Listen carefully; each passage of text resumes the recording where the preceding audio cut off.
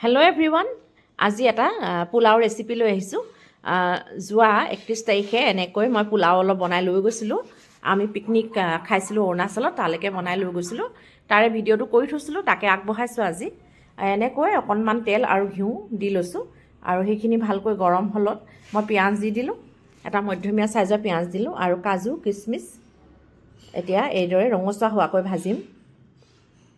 আমি সকলোৱে জানোৱেই বনাব পোলাও, নহয় জানো, কিন্তু মইনো কেনেকৈ বনাইছোঁ বা বনাওঁ তাকে বোলো আপোনালোকক দেখুৱাওঁ। এইদৰে ৰঙচুৱা যেতিয়া হ'ব তেতিয়া মই ইয়াত চেনি দি দিওঁ অকণমান। মিঠা হ'লে ভাল লাগে, মিঠা পোলাও অকণমান দিওঁ, চেনি বৰ বেছিকৈ নিদিওঁ। আৰু এইদৰে টুকি থোৱা চাউলখিনি এতিয়া দি ভালকৈ লৰাই ভাজিম। ভালকৈ ভাজিব লাগিব চাউলখিনি।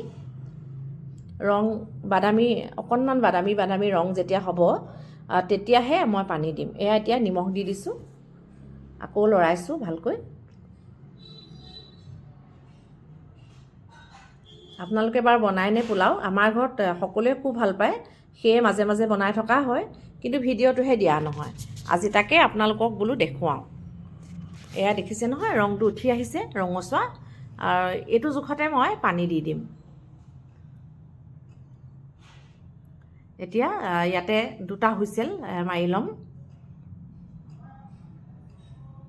ভালকৈ লৰাই দিছোঁ আৰু এতিয়া হুইচেলটো লগাই দিছোঁ, ঢাকনিখন লগাই দিছোঁ। এয়া পিকনিকত উলিয়াই খাইছোঁ,